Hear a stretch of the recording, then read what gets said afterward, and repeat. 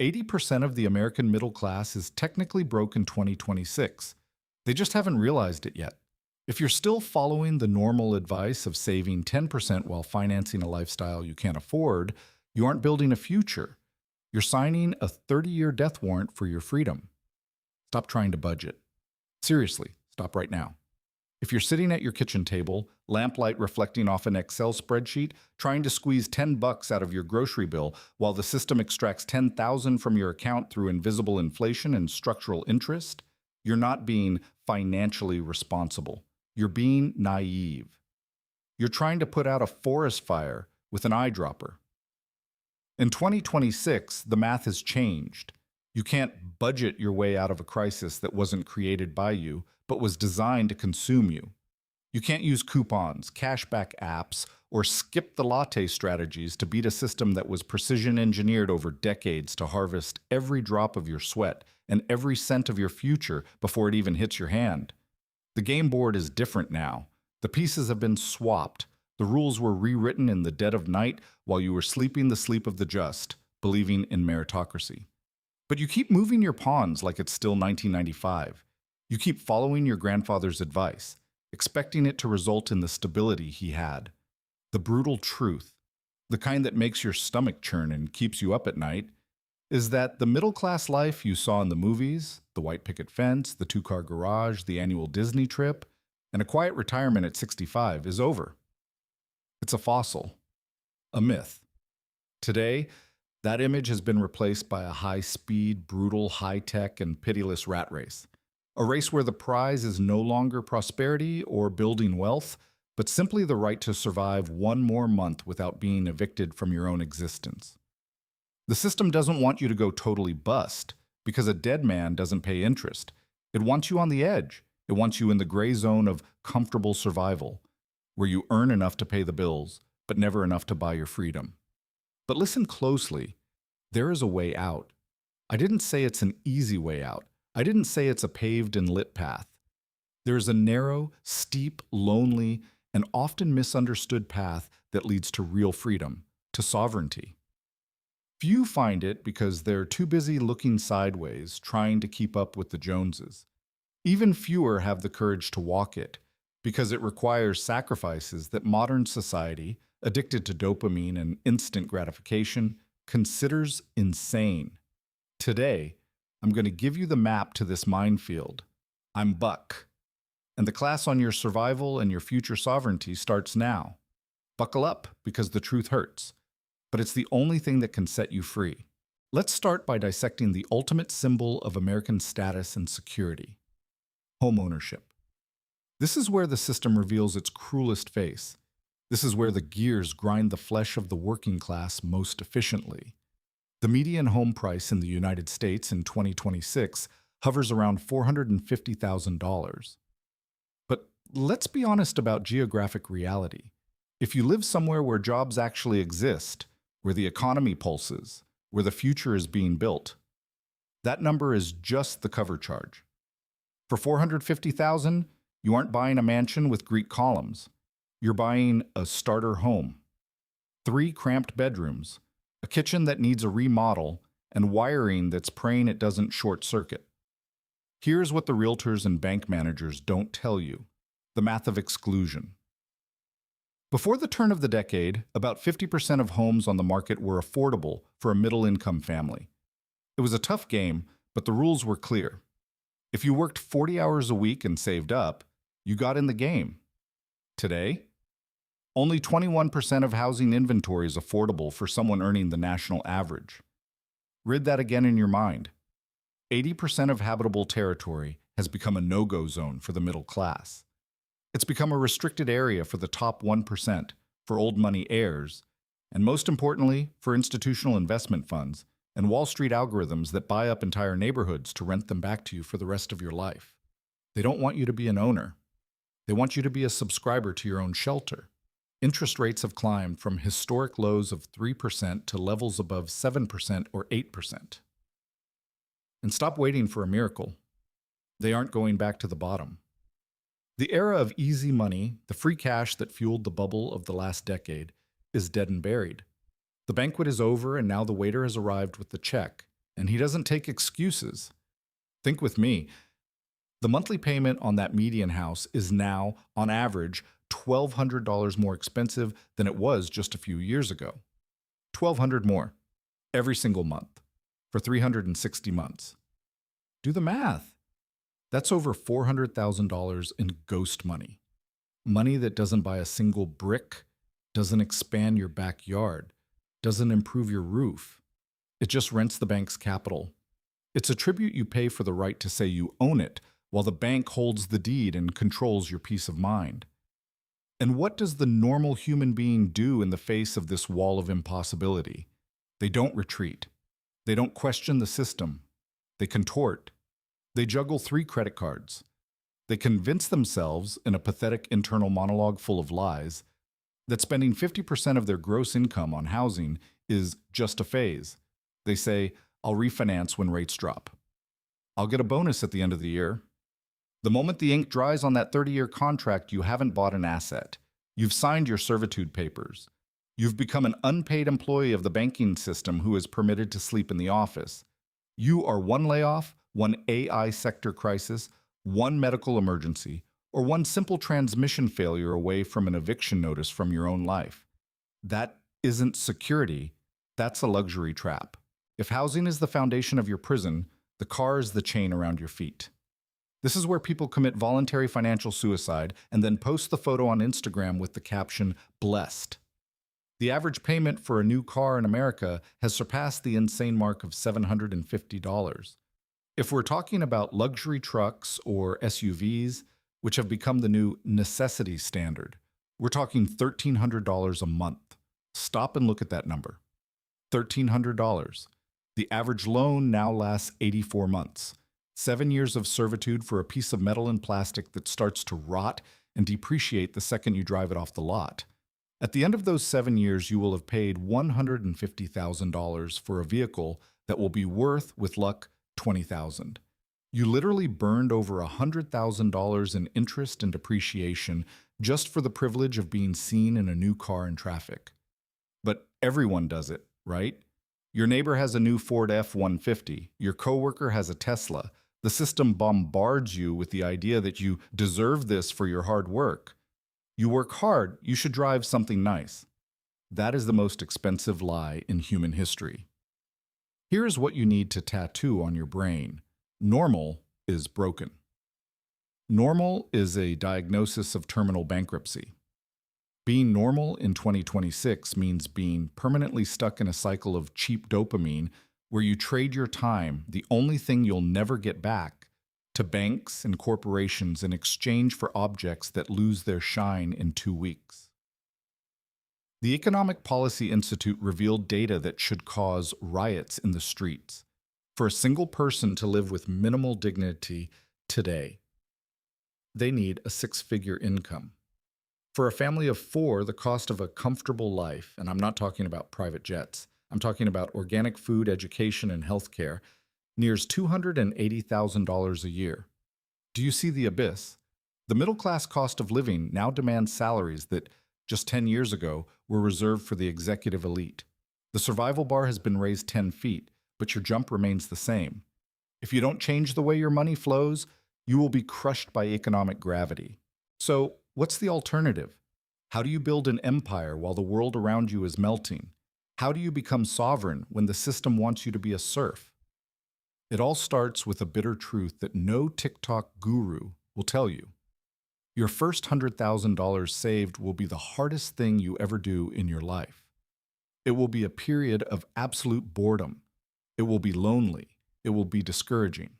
If you save $500 a month at an 8% rate, you won't get there in 5 years. It will take almost 11 years, a decade of deprivation, a decade of saying no to expensive dinners, no to impulsive trips, no to the new iPhone. During this time, compound interest barely knows who you are. It's a light breeze trying to move a mountain. You'll be doing all the heavy lifting, pushing a granite boulder uphill, in the dark, under a rain of social criticism. Most people quit in the first 18 months. They look at a $12,000 balance and think, why bother? This doesn't buy anything. I'm going to spend it all on a trip to forget my problems. They go back to the base of the mountain. They choose momentary pleasure in exchange for lifelong slavery. But there is a breaking point, a sacred milestone I call the $20,000 border. $20,000 in total liquidity is the point where your biology changes. Until you hit that amount, you live in survival mode. Your brain is constantly flooded with cortisol. If your tire blows out, it's a Greek tragedy. If your fridge breaks, you have a nervous breakdown. You make financial decisions based on desperation, and decisions based on desperation are always the most expensive. You take bad jobs because you can't go 10 days without a paycheck. You accept 25% credit card interest because you need to solve an emergency. When you cross the 20,000 line, the game changes. The car repair is still annoying, but it's not a disaster. You pay it and move on with your day. This peace of mind allows you to start thinking long-term. You gain what I call negotiation power. You can look at your boss and say, I need a raise or I'm out, because you know you have months of life guaranteed. You stop being a hostage and start being a player. Now, to the tactics. No fluff, no academic theories, just the order of operations that separates the winners from the extras. If you have $10,000 in credit card debt at 22% interest, and you're proud because you put $1,000 into a crypto coin or an index fund expecting to make 8%, you are a mathematical idiot. There is no other word. You are giving a 14% net profit to the bank and calling it an investment. You're trying to fill a bucket that has a hole the size of a cannonball in the bottom. Step 1. Destroy toxic debt. Treat consumer debt with 20% interest like it's a cancer on your wealth. You don't manage cancer. You attack it with radiation and financial chemotherapy. Cut every luxury. Sell what you can. Kill that debt with hatred. It's not sexy. You can't post it on Instagram, but it is step 0 for sovereignty. Step 2. The emergency shield. Stack your first $5,000 as fast as possible. This isn't for investing. This is so the system doesn't break you at the first turn. It's your insurance against Murphy's Law. Step 3. Pension arbitrage. The only exception to the debt rule is the employer match. If your company matches your 401k contribution, that is a guaranteed 100% return on day one. Take as much as you can. It's free money left on the table. Step 4. The crossing to 20,000. This is where the grind happens. This is the moment to look in the mirror and accept that the life you lead today is a lie. You can't afford that apartment alone. You can't afford that car lease. Buck, are you suggesting I have a roommate at 35? Yes, I am. If that's the difference between saving an extra $1,000 a month or staying stuck on the treadmill for another 10 years, the answer is obvious. Swallow your ego. Your ego is the biggest cost on your balance sheet. Splitting rent can save you $12,000 a year in 10 years with interest. That's $200,000. You are trading temporary privacy for a freedom 99% of people will never know. Is it worth it? Every cent. Sell the SUV, buy a 5-year-old Japanese sedan with sun-faded paint but an indestructible engine. Let your friends laugh at you while they sign $1,000 bills and you sign buy orders for assets that work while you sleep. The hardest part isn't the math. The math is simple. Earn more, spend less, invest the difference. What breaks people is the social pressure. It's the judgmental look from your mother-in-law at Christmas. It's the passive-aggressive comment from your friend who just bought a BMW financed over 72 months. They will call you cheap. They will say you aren't enjoying life. They will try to pull you back into the crab bucket because your discipline reflects their mediocrity. When you say no to a superficial expense, you're reminding them that they said yes and are now shackled. Let them think you're broke. Use their contempt as fuel. While they build the facade of a successful life, you are building the foundations of a castle. They have the flash. You have the substance. They have the status. You have the sovereignty. Do you know what's truly humiliating? Being 50 years old and forced to smile at a boss you despise because you don't have $10,000 in the bank to quit. having to ask for permission to see your kid's game or to take your wife to the doctor. That is humiliation. Driving an old car and living in a simple place while accumulating wealth is just a temporary strategy. Success in 2026 has a new name: walking away money. It's the money that gives you the right to say, screw you. It's the ability to look at any abusive situation and walk out the front door without looking back. If you don't have that, you aren't an adult. You're a child dependent on the goodwill of strangers and corporations. Once you cross the desert of the first $100,000, something magical happens. Financial physics shifts in your favor. The first 100,000 takes a decade of agony. The second 100,000?